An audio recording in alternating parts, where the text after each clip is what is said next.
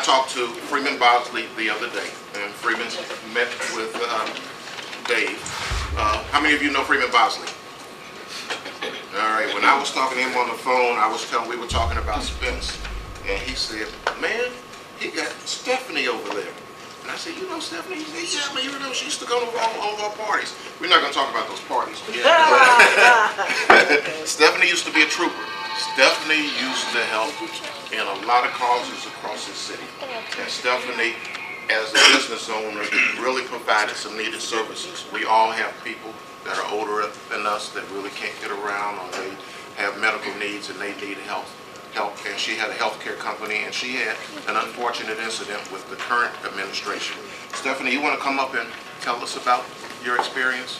By the way, Stephanie's on radio now, so she's got a commercial. So when you hear her commercial, now you know who it is. She's real. Hello, everyone. Hello, Steph.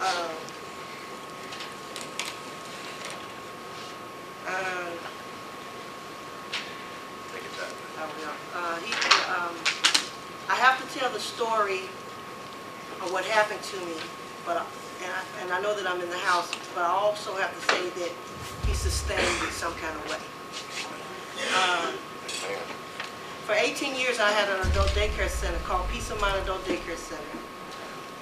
And on January 16, 2008, I had an inspector come in. Her name was Cassie Bloom.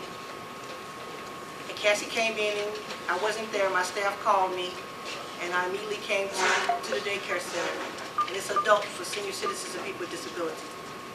And she asked me to show her around, and I showed her around, and she was training another lady. But as I was showing her around, she decided that she didn't want me to show her around my facility anymore. So she said, Stephanie, you can go on. I said, no, I'm here for you.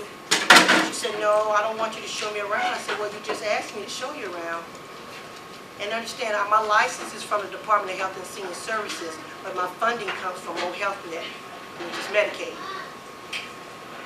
And she said, I don't want you to show me around. I said, well, I'm here for you. She said, no, you're not. You're not going to show me around. So by this time, she was getting loud with me. And I told her she had to leave because I had clients that have seizures and get upset. And so now they understand what's going on. And she wouldn't leave the facility. So as her worker went out the door, she wouldn't leave. So I went to lock the door, and she hit me, and she called me the N-word. Matter of fact, she called me an ignorant N-word. But in the meantime, I'm calling Jefferson City, telling her what she's doing, what's going on. Everybody's upset. She goes and calls the University City Police Department on me. Now remember, she came to my facility.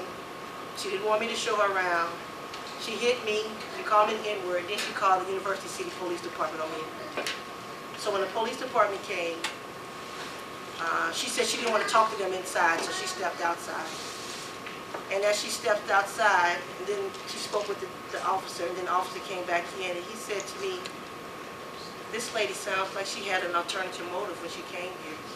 She had never met me before. Now understand, I had been in Jefferson City on different organizations and different boards, but I had never met her before. She had never met me. Then she called her friends in Jefferson City and told them a lot of things that wasn't true. So in December, now remember, in the meantime, I had called the state. I called her supervisor. I spoke to her supervisor. I wrote her supervisor a letter. And when I spoke to her supervisor, she said that she couldn't do anything about it. This was going to have to be handled at the state level. Now remember, this is October. I got a threatening letter in December stating that if I didn't let them come back into my facility, remember they was already in the door, that something bad was going to happen to me. Then two inspectors, Tracy Meekamp and Shelley Williamson, came down in December. And I wasn't there again, and I immediately came. And when I got there, they was going through all my drawers and my cabinets and my refrigerator. And I said, I never met them, so I introduced myself, what's going on? Nothing was told to me. They left, and when you get inspected by the state, they come twice a year unannounced. But before they leave the facility, they have to tell you what they found, and then they give you 10 days to correct it. When they came, that was in December, but they have 10 days, December the 5th, they have 10 days to get back to you. Well, my inspection never came back to me. Then I got an invitation from Jay Nixon to the inauguration in 2008. Was it 8? Yeah. But anyway, I was in Jeff City, and he cooked hamburgers and French fries, and you know, he didn't go elaborate like he usually is. Well, that morning he had a meeting with business owners at the governor's mansion at 8 o'clock that morning. Well, I overslept. And if you've ever been to inauguration in Jeff City, you tend to oversleep the next morning. But a friend of mine went, and he said he was going to help minority businesses, he was going to help women businesses, he was going to get us down the road. On December the 20th, 2008, the state of Missouri cut off my Medicaid. So that means I couldn't run the facility, I couldn't pay my staff, and I couldn't take care of the facility. They didn't notify me till February, but the way I billed, when I got my remittance advice back, it was all zeros. So when I was calling and inquiring why I didn't get paid, no one told me anything. So then I got a letter in the mail stating that my license had been renewed, had been taken away, and my Medicaid was cut off. But they didn't take the clients out the daycare. And if you sign a contract with the state, you have to continue to take care of the client. So from January to April, I was still taking care of the clients and wasn't getting paid. But in the meantime, I couldn't pay the rent at the daycare. And so he locked me out. The landlord locked me out. I lost my house. I lost my car.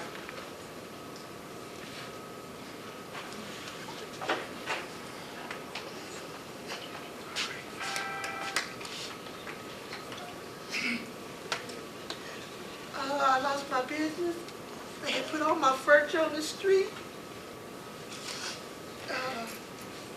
And it hurts, you all, even though it's like, it still hurts, okay? I lost everything. I ended up on welfare. Our children, I had one in college, and one about to graduate from DHSS, and he couldn't get his high school diploma because I owed DHSS some money. My other daughter, she was at John F. Kennedy, and she had to leave John F. Kennedy and go to Parkway. I was living in the Chesterfield area. And she went to Parkway, and so then when it was time for her to graduate, John F. Kennedy would not release her freshman and sophomore grades, so again, he sustained me because she was able to. Parkway said, okay, well, if she takes her GED and pass, then we'll let her walk, but she wouldn't get a diploma. So she was able to pass it immediately, and she was able to walk. And my other daughter, Stephanie, she, that was her, when it was time for her to graduate, she had got accepted into Columbia, Chicago, but I couldn't afford it. And it's been a rift between her and I ever since because she's a girl, she's a young girl, and she's seen me putting other kids through school because, you know, in my house, college was never an option from a little kid on. It was like where you going and what you want to do. So I didn't have any money, and then so, you know, NAPA had came to town, so I kept doing those papers and doing those papers because I couldn't pay my house number. And I tried to go to Jay Nixon's office, so I got a job at the 7-Eleven, working from 11 to 7. And so I was working nights, and so when I would leave there, I would leave there in the mornings because I didn't believe that Jay Nixon knew this was going on. Because if he knew this was going on, then he could have stopped it. And every time I would go to his office, he wouldn't see me. He wouldn't see me at all. So we end up, okay, so Channel 2 had this thing on about a lawyer. Call a lawyer night or something. You all know that? So I called a lawyer because I didn't have no money and tried to get some representation. Well, I did, but I couldn't pay him. I told him, well, my house is up for sale. As soon as I sell the house, I can pay you, because I was trying to sell the house before the foreclosure came so I could take care of us to move on. And that never did happen. So one day I was standing outside showing the house to a lady. And you know, when you're selling the house, you have to pay. So I couldn't pay, so I was trying to sell the house myself. And all of a sudden, this car came down the street going about 50 miles an hour. And these ladies jumped out the car. And me and the lady standing there on the front. And I had a little hole in my yard, and she almost fell. She's trying to get to me to serve me some papers. I didn't know what it was, but she served me some papers. The state had charged me for $487,000 of Medicaid fraud. So now they're trying to send me to the penitentiary, y'all. And I'm thinking, oh God, how am I gonna fight these people? I ain't got no money. I don't have a lawyer. I can't go to jail. I got kids to raise. And all of this is because Cassie Bloom hit me and didn't like me and did what she did. And it just kept going on and on and on. And from my experience with the state, you could go to certain people in the state and talk to them, and this would never occur, or they would do something about it. Not this time. So she got her friends, and all her friends. So now they're charging me with $487,000 of Medicaid fraud. Now y'all know I ain't had $487,000 of Medicaid fraud. Okay, so this happened in 2008. We go to court the first time in 2010, February 2010. But by this time, the lawyer that I had he already told me, this is what he said to me. He said, Stephanie, well, you know when we get, this was 2 days before the court, he said, Stephanie, you know when we get to Jefferson City, we're not going to win. So, and you understand that in my position that I was in, he was stripping me. I didn't know that then, but I knew enough to say, if we ain't on the same accord, we ain't going in the courtroom together. And because it was called Stephanie Patton Associates and not a corporation, I was able to represent myself. If you're a corporation, you have to get an attorney. I was a sole proprietor. I didn't know what I was doing. I didn't know why I was a sole proprietor, but now I know why I was a sole proprietor. But for many years, I was a corporation. So, 2 days, because he withdraws from the case, I get on the internet and I learn about trial cases.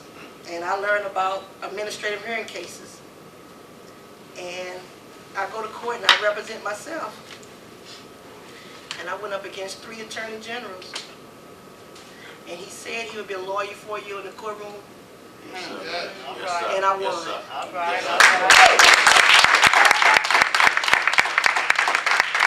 The state was charged with racial discrimination.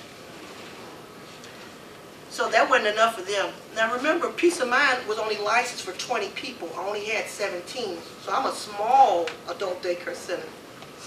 They appealed to the Cole County Circuit Court. Well, in the meantime, I had been trying to get attorneys, but of course I couldn't because they want money. The recession was going on too, okay? So nobody was doing pro bono anything. And when I finally got the decision back, I had an attorney pick it up for me, and he took my case pro bono. And so we went to the Cole County. They wanted Cole County to review it.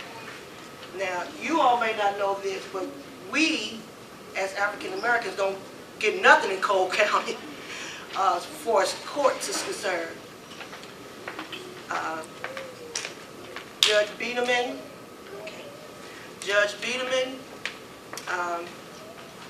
affirmed what Judge Chappell did, so I wanted the circuit court level as well. Okay, here we go. That wasn't good enough for them. Yeah, They appealed it to the Western District Appellate Court in Kansas City. Now, on September the 25th of 2012, remember y'all, it started in 2008, the Appellate Court of Kansas City affirmed as well. Wow, praise. So now we won 3 times.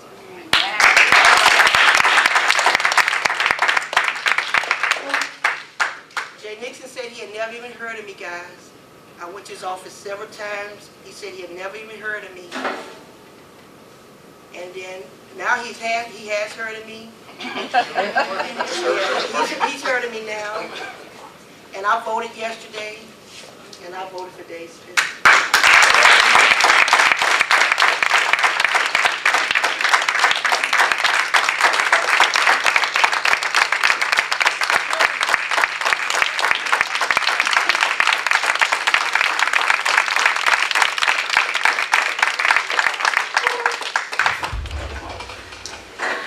Fight a good fight, go to the course, right? All right.